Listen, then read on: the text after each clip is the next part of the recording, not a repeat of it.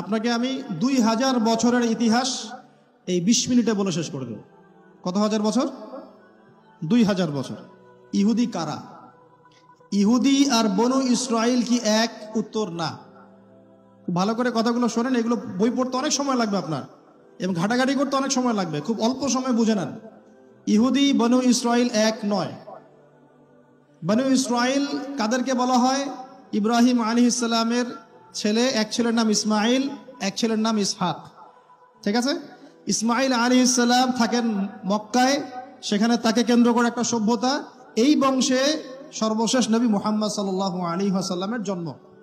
তার মানে আমরা বনু ইসমাইল। আমরা কারা? বনু ইসমাইল। আমরা মুহাম্মদ সাল্লাল্লাহু আলাইহি ওয়াসাল্লামের কওম, উম্মাহ।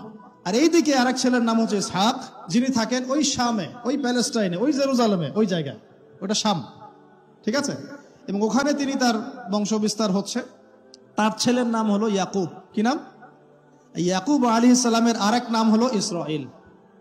ইয়াকুব আলাইহিস সালামের আরেক নাম কি? ইসরাইল। এবং তার সন্তানদেরকে বলা হয় বনু ইসরাইল।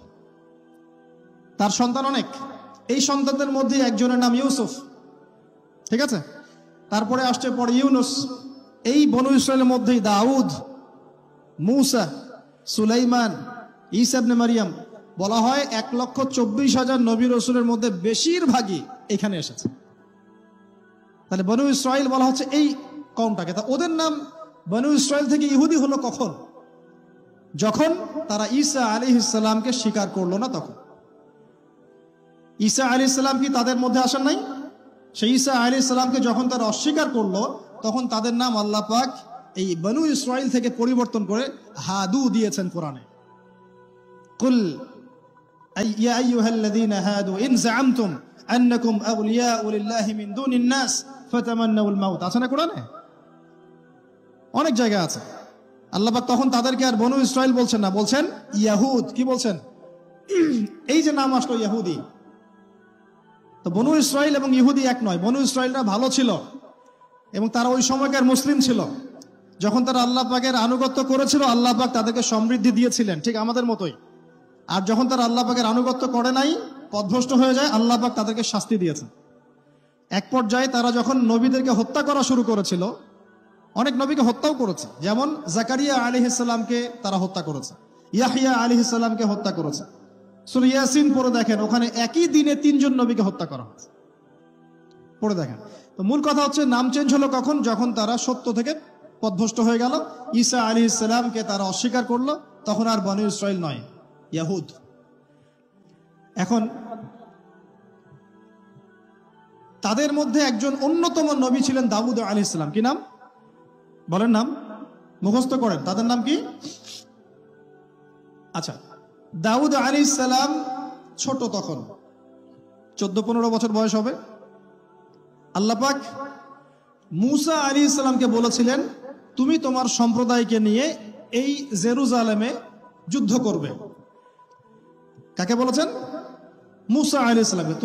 তুমি মূসা আলাইহিস সালাম তোমার সম্প্রদায়কে নিয়ে এই জেরুজালেমে গিয়ে যুদ্ধ করো। ওখানে আমালেকা নামে একটা সম্প্রদায় আছে, এরা খুবই শক্তিশালী। তবে তোমরা যদি ইমানদার হও, তোমরা এর উপর বিজয় লাভ করবে।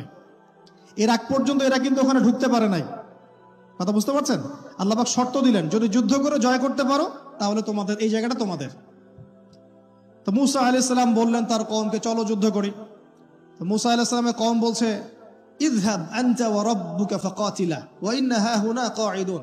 এই মূসা, তুমি যাও আর তোমার রব গিয়ে যুদ্ধ করো, আমরা এখানে বসে থাকলাম। কথা কি বুঝতে পারেন নাই? মানে এরা কোন কওম? ওই যে ফেরাউনকে ডুবে মরতে দেখেও বিশ্বাস করে না, বাছুর পূজা শুরু করে। আল্লাহ পাক একটার পর একটা নিদর্শন দেখান, তাও অস্বীকার করে। তাওরাত নিতে গিয়েছেন মূসা আলাইহিস সালাম, এসে দেখেন তারা বাছুর পূজা শুরু করেছে। মান্না সালোয়া আল্লাহ দিচ্ছেন, তাও অস্বীকার করে। মৃত থেকে জীবিত করেন, তাও অস্বীকার করে। শেষমেশ বলে বসলো যে, ইয়া মূসা লান নুমিনা লাকা হাত্তা নারাল্লাহ জাহরা। হে মূসা, আমরা তোমার প্রতি বিশ্বাস করব না যতক্ষণ না আল্লাহকে সামনে দেখাচ্ছ আমাদের চোখ দিয়ে। এটা সেই জাত যে নবীদেরকে এত কষ্ট দিয়েছে। মূসা আলাইহিস সালাম যখন বললেন চলো, আল্লাহ পাক যুদ্ধের কথা বলেছেন, ওটা যুদ্ধ করে জয় করতে পারলে আমাদের হয়ে যাবে। তো বলছে ওখানে আমালেকা সম্প্রদায় আছে এত বড় শক্তিশালী, তুমি যাও, তোমার রব গিয়ে যুদ্ধ করো, আমরা এখানে বসে আছি। আর আমাদের নবী মুহাম্মদ সাল্লাল্লাহু আলাইহি ওয়াসাল্লাম যখন বদরের মাঠে 313 জনকে নিয়ে পরামর্শ করছেন কি করব, যুদ্ধ করব কি না, তখন আমাদের মুসলিম সেনা বাহিনীর মধ্যে যে সাহাবীরা ছিলেন, সাদ বিন মুয়াজ রাদিয়াল্লাহু আনহু, তিনি বলছিলেন, ইয়া রাসূলুল্লাহ সাল্লাল্লাহু আলাইহি ওয়াসাল্লাম, আপনি আমাদেরকে নিয়ে বদরের মাঠ কেন, যদি উত্তাল সাগরেও ঝাঁপ দিতে চান আমরা সেখানেও ঝাঁপ দিব ইনশাআল্লাহ। কত পার্থক্য, তাই না? তিনি বলছিলেন যে আমরা সেই কথা আপনাকে বলবো না যেই কথা মুসার কওম মুসাকে বলেছে, বরং আপনি যদি আদেশ করেন আমরা উত্তাল সাগরেও ঝাঁপ দিতে পারি। এমনি এমনি তো বদরের যুদ্ধ আসে নাই, বিজয় আসে নাই, এইসব ইমানের কারণে এসেছে। এখনো কি এই মাজলুম ভাইরা উত্তাল সাগরে ঝাঁপ দেয় নাই? তারা তাই করছে। ওইদিকে আসছি আমি পরে, এই জায়গাটা একটু বোঝেন। তো যুদ্ধ তারা করলো না, যুদ্ধ করলো না। আল্লাহ পাক শাস্তি দিলেন। কি শাস্তি? 40 বছর আল্লাহ পাক ওদেরকে একটা জায়গায় ঘুরপাক খাওয়ানো শুরু করলেন। সকালে উঠে একটা পাহাড়কে কেন্দ্র করে ঘুরতো, সন্ধ্যায় এসে আবার সেই জায়গায় থেমে যায়। এটাকে বলা হয় তিহ উপত্যকার 40 বছরের শাস্তি। সূরা বাকারার মধ্যে দলিল আছে। এবার মুসা আলাইহিস সালামের জীবনটা শেষ, উনার হায়াত শেষ, উনি চলে গেলেন আল্লাহর কাছে। পরবর্তীতে নবী হলেন ইউশা বিন নুন। কি নাম? ইউশা বিন নুন। মনে রাখার চেষ্টা করেন, বলে যান না আবার। ইউশা বিন নুন একজন নবী। এবার ইউশা বিন নুনের সময় ওই বনু ইসরাঈলী বলছে যে আমরা যুদ্ধ করতে চাই, ওই জায়গা আমরা দখল করতে চাই। আমিন। এখন আসেন, কোন জায়গা ভাই? কোন জায়গা যুদ্ধ করতে চায়? আচ্ছা, জেরুজালেম নিয়ে এত কথা কেন জানেন? কারণ এই জায়গাটা শেষ জামানার সবচেয়ে ইম্পর্টেন্ট জায়গা। শেষ জামানার সবচেয়ে ইম্পর্টেন্ট জায়গা 3টা, মুখস্থ করেন। কয়টা? এক হচ্ছে জেরুজালেম, 2 হচ্ছে মক্কা মদিনা, জানেন, আর 3 নাম্বার হচ্ছে কনস্ট্যান্টিনোপল। কনস্ট্যান্টিনোপল মানে কুস্তান্তুনিয়া। কোথায় এটা? তুরস্কে। আরেকটা জায়গা আছে, এটাও অনেক বেশি ইম্পর্টেন্ট, সেটা হলো খোরাসান। সেটা কি? খোরাসান। এই 4টা জায়গার কথা মাথায় রাখবেন। পুরো বিশ্বের এই প্রেক্ষাপট এই 4টা জায়গাকে কেন্দ্র করে ঘুরতে থাকবে, এবং এর সেন্টার হার্ট হচ্ছে জেরুজালেম। কারণ কিয়ামত ততদিন পর্যন্ত হবে না যতদিন এই জেরুজালেম মুসলিমদের দখলে না আসছে, এবং এই জেরুজালেম থেকে ইমামুল মাহদি ঈসা ইবনে মারইয়াম বিশ্ব শাসন না করছেন, ততদিন পর্যন্ত এই পৃথিবীতে কিয়ামত হবে না ইনশাআল্লাহ। বুঝতে পারছেন কথা? আচ্ছা, তো ইউশা বিন নুন এখন বলছেন যে আচ্ছা তোমরা তো আবার যুদ্ধ করতে যাচ্ছ, মুসা আলাইহিস সালামের সময় তো যুদ্ধ করতে বলা হয়েছিল, করো নাই। এখন যদি আবার যুদ্ধের কথা বলা হয়, যদি তোমরা আবার পালায় যাও, তখন তারা বলছে ওয়ামা লানা আল্লা নুকাতিলা ফি সাবিলিল্লাহ, কেন আমরা আল্লাহর রাস্তায় যুদ্ধ করব না? ওয়াকাদ উখরিজনা মিন দিয়ারিনা, আমাদেরকে আমাদের বাড়িঘর থেকে বের করে দেওয়া হয়েছে, ওয়া আবনাইনা, আমাদের সন্তান থেকে বিচ্ছেদ করানো হয়েছে, কেন যুদ্ধ করব না? অবশ্যই যুদ্ধ করব। তো বলছি ঠিক আছে, তাহলে আমি আল্লাহর কাছে দোয়া করলাম। হ্যাঁ করেন। আল্লাহর কাছে দোয়া করা হলো, আল্লাহ পাক বললেন যা জিহাদ ফরজ করলাম, নাও যুদ্ধ করো। এখন ওখানে কোন সম্প্রদায় আছে? আমালেকা, অনেক শক্তিশালী, অনেক বিশাল দেহী। এখন যুদ্ধের আয়াত ফরজ হওয়ার পরে এখন বনু ইসরাইল বলছে আচ্ছা আমাদেরকে একটা নেতা নিযুক্ত করে দিন, তাহলে সেনাপতি নিযুক্ত করুন। সেনাপতি লাগে কি লাগে না? লাগে না? আচ্ছা,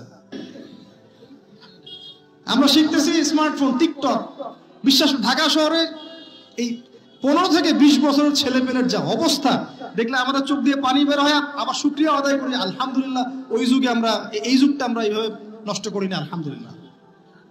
কি একটা অবস্থা! এদের অর্ধেকের সাইকোলজি নষ্ট করে দিয়েছে বিভিন্ন মুভিজ, সিনেমা। এখনকার অনেক মুভিজে দেখায় যে সে গ্যাংস্টার হচ্ছে, গ্যাংস্টার হওয়াটা একটা প্যাশন। ওইটা দেখে দেখে সে নিজেও গ্যাংস্টার হওয়ার চেষ্টা করে। আমি হলফ করে বলতে পারি, আমার কথা আপনারা মন খারাপ করেন না, এটা আমার কনফিডেন্স থেকে বলছি, এখন যদি আরেকটা মুক্তিযুদ্ধ হয়, এই জেনারেশন অস্ত্র হাতে নিতে পারবে না।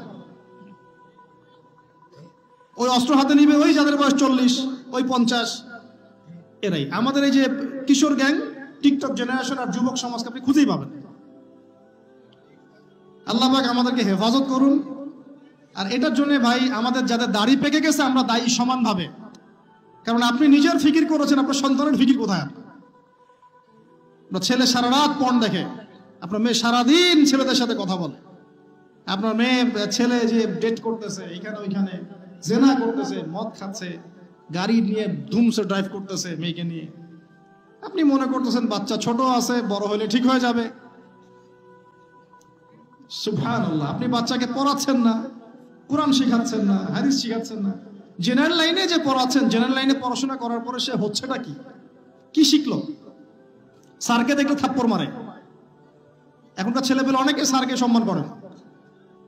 স্যার নকল ধরে ফেলেছে, স্যারকে এক থাপ্পড় দিল। গুন্ডামি শিখেছে, গুন্ডামি। আদব, সবর, নীতি নৈতিকতা এগুলো নাই, তো উঠে যাচ্ছে দিন দিন। আমি আসলে ওয়াজ করবো কি নিয়ে? দাজ্জাল তো অনেক বড় ইস্যু। সত্যি কথা বলতে দেখেন, আমরাও স্কুলে পড়েছি, কলেজে পড়েছি, কিন্তু আমরা তো বেয়াদব ছিলাম। বেয়াদবি এক জিনিস আর দুষ্টামি এক জিনিস। আমরা দুষ্ট ছিলাম, খুব দুষ্ট ছিলাম, দুরন্ত। খেলাধুলা পছন্দ করতাম, দুরন্ত, দুষ্টামি করতাম। স্যারদের সাথে আমাদের একটা ফ্রেন্ডলি সম্পর্ক ছিল, বন্ধুর মতো। কিন্তু আমরা কখনো বেয়াদবি করি না। এখন দেখবেন ওয়াজে আলেমদের সামনে গিয়ে বেয়াদবি করতেছে। ওলামায়ে কেরামের সামনে যে একটু মানে ভদ্রভাবে কিছু কথা বলে, মাসালা জিজ্ঞাসা করে, ওখানেও গিয়ে বেয়াদবি করতে, কথা বলাই জানে না কিভাবে কথা বলতে হয়। আল্লাহর ওয়াস্তে ভাই, আকীদার, আমলের, এই যে আখলাকের সংশোধন করেন, না হলে আমাদের সামনে মহা বিপর্যয় অপেক্ষা করছে। আল্লাহ পাক আমাদের সবাইকে কথাগুলো বোঝার তৌফিক দান করুন, বলি আমিন। অনেক লম্বা হয়ে যাবে, ওদিকে যাচ্ছি না, মূল জায়গা থেকে একটু শেষ করে দেব। আপনারা অনেকক্ষণ ধরে অপেক্ষা করছেন, একটু খেয়াল করেন। তাহলে ইউশা বিন নুনের কাছে এখন এরা বলছে নেতা দাও, নেতা। তো ইউশা বিন নুন বলছে ঠিক আছে, আমি দোয়া করলাম। আল্লাহ পাক তালুতকে নেতা বানালেন। কাকে? তালুত। এখন বনু ইসরাইল বলছে ওর নেতৃত্ব আমরা মানি না। কেন মানো না? যে ওর তো টাকা পয়সা নাই, ওর তো স্ট্যাটাস নাই। ওই যে আমাদের কাছে নেতৃত্বের মানদণ্ড যেগুলা, আমরা টাকা পয়সা দেখে নেতা বানাই না। আপনার টাকা নেই, আপনি নেতা হতে আসছেন কেন? আপনার স্ট্যাটাস নাই, আসছেন কেন? ও বনু ইসরাইল একই কথা বলছে, ওর তো টাকা নাই, স্ট্যাটাস নাই, নেতা হবে কেন? তখন আল্লাহ পাক বলছেন যে ওয়াজাদাহু বাসতাতান ফিল ইলমি ওয়াল জিসম। আল্লাহ পাক তো তালুতকে দুটো কোয়ালিটি দিয়েছেন। আল্লাহ পাক তাকে শারীরিক শক্তি দিয়েছিলেন এবং জ্ঞান দিয়েছেন, প্রজ্ঞা এবং জ্ঞান দিয়েছেন। তার নেতৃত্বের মানদণ্ড কয়টা এখানে পেলেন? দুটা। শারীরিক শক্তি থাকতে হবে ঠিকঠাক, ফিজিক্যালি স্ট্রং না হলে তো সে ডিল করতে পারবে না। আর মেধা থাকতে হবে, জ্ঞান। তা আসলে কি এই দুইটা এখন নেতৃত্বের মানদণ্ড? সুবহানাল্লাহ। অদ্ভুত সিস্টেম বিশ্ববাসীকে দেওয়া হয়েছে। বিশ্ববাসীকে একটা অদ্ভুত সিস্টেম দেওয়া হয়েছে। একজন মেজর, একজন কর্নেল, একজন বিসিএস ক্যাডার মানুষ এমন একজন মানুষকে স্যালুট করে যে মানুষটা অক্ষর জ্ঞান নাই, নামও স্বাক্ষর করতে পারে না, এবং সে বিভিন্ন জায়গায় দুর্নীতি করে আসছে, টাকা পয়সা লুটপাট করে আসছে। একজন বিসিএস ক্যাডার এবং একজন আর্মি অফিসার, একজন জেনারেল, একজন মেজর তাকে স্যালুট করতেছে। কি সিস্টেম! অথচ তার চাইতে এই ব্যক্তি নেতৃত্ব পাওয়ার অনেক বেশি যোগ্য। জ্ঞান তার আছে এবং শারীরিক শক্তি তার আছে, তার প্রশিক্ষণ আছে, সবকিছু তার মধ্যে আছে। কি সিস্টেম বিশ্ববাসীকে দেওয়া হয়েছে! সুবহানাল্লাহ। আমি ফিলোসফিও পড়েছি অনেকদিন। অ্যারিস্টটল এবং প্লেটোদের যুগে এটাকে বলা হতো দি কমিউনিটি অফ ফুলস। একটা পড়ে দেখবেন, স্যার সলিমুল্লাহর লেখা অনেকগুলো বই আছে, এর মধ্যে পড়ে দেখেন। মানে অজ্ঞতার একটা যুগ, অজ্ঞতার শাসন, অজ্ঞতার কমিউনিটি। বাদ দেন, এখানে ইউশা বিন নুন নেতৃত্ব দিলেন কাকে? তালুতকে। ওরা বললো মানি না। তো আল্লাহ পাক মনোনয়ন করেছেন, এখন না মানলে তোমরা আযাব ভোগ করবা। তারপরে তারা মেনে নিল, এবার যুদ্ধে যাচ্ছে। ওই জেরুজালেম মুক্ত করতে যাচ্ছে।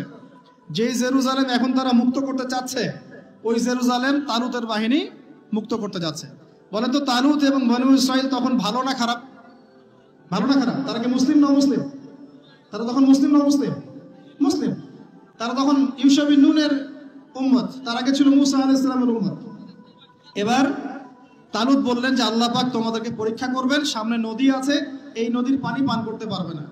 যদি পান করো তাহলে তোমাদের নাম কাটা, তোমরা আর যুদ্ধে অংশগ্রহণ করতে পারবে না।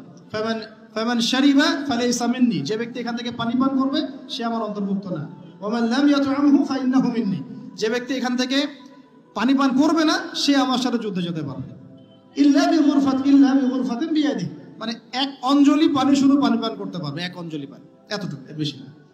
ফাশারিবু ইল্লা কলিলাম মিনহুম। আল্লাহ পাক বলেন ওদের বেশিরভাগই পানি পান করলো, অল্প কিছু বাদ দিয়ে। অল্প কিছু সংখ্যা তাফসীরে এসেছে 313 জন বাদ দিয়ে। 313 জন বাদ দিয়ে। 313 যে বদরে, এখানেও। এবার এই 313 জনকে নিয়ে তালুত এগিয়ে গেল। গিয়ে দেখলো বিশাল বাহিনী, বাপরে বাপ, একদম আমালেকা সম্প্রদায়ের। সেখানে নেতৃত্ব দিচ্ছে ওদের সেনাপতি, তার নাম জালুত। কি নাম? জালুত। এবং এই জালুতের বাহিনী দেখে মুসলিম বাহিনী বলছে যে লা তাকাতা লানা বিজালুতি ওয়া জুনুদি, এই জালুতের বাহিনীর সাথে পেরে ওঠার ক্ষমতা তো আমাদের এখন হবে না। কিন্তু যারা ভেবেছিল যে আল্লাহর সাথে সাক্ষাৎ করতে হবে, যাদের ঈমান দৃঢ় ছিল, তারা বলেছিল কাম মিন ফিআতিন কলিলাতিন গালাবাত ফিআতান কাসীরাতান বিইذنিল্লাহ, তোমরা ভয় পেও না, আল্লাহর হুকুমে বহু ছোট ছোট দল বড় বড় দলের উপর বিজয় লাভ করেছে। এটা তারা বলে একটা দোয়া করলো, এই দোয়াটাও শিখে নেবেন। তারা একটা দোয়া করলো, তারা বলল রব্বানা আফরিগ আলাইনা সাবরান ওয়া সাব্বিত আকদামানা ওয়ানসুরনা আলাল কওমিল কাফিরিন। আর আল্লাহ পাক বলেন ফাহাজামু বিইذনিল্লাহ, আল্লাহ পাকের হুকুমে তারা এই মাত্র 313 জন নিয়েই জালুতের বিশাল বাহিনীকে পরাজিত করল। বুঝতে পারছেন? এবং এই বাহিনীতে দাউদ আলাইহিস সালামও ছিলেন, তখন তিনি ছোট। এই জালুতকে হত্যা করেছে দাউদ আলাইহিস সালাম। হ্যাঁ, ওয়াকাতালা দাউদ জালুত, দাউদ আলাইহিস সালাম জালুতকে হত্যা করলেন। কিভাবে হত্যা করলেন সেটা আসছে যে এই গুলতি নিক্ষেপ করেছিল দাউদ আলাইহিস সালাম, আর তার চোখে গিয়ে লাগে জালুতের, এতেই জালুত মারা যায়। তো এখন মূল কথাটা হচ্ছে, দেখুন এই বনু ইসরাইল এই যুদ্ধে জয়লাভ করে এই বাইতুল মুকাদ্দাস বা জেরুজালেম জয় করলো। এই যে তারা প্রথমবার এখানে ঢুকলো, এর আগ পর্যন্ত কিন্তু ঢুকতে পারে না। এবার আল্লাহ পাক তাদেরকে বললেন, তোমরা এখানে যদি আমার আদেশগুলো মেনে চলো, এই জায়গা তোমাদেরই, তোমরা এখানে থাকবে।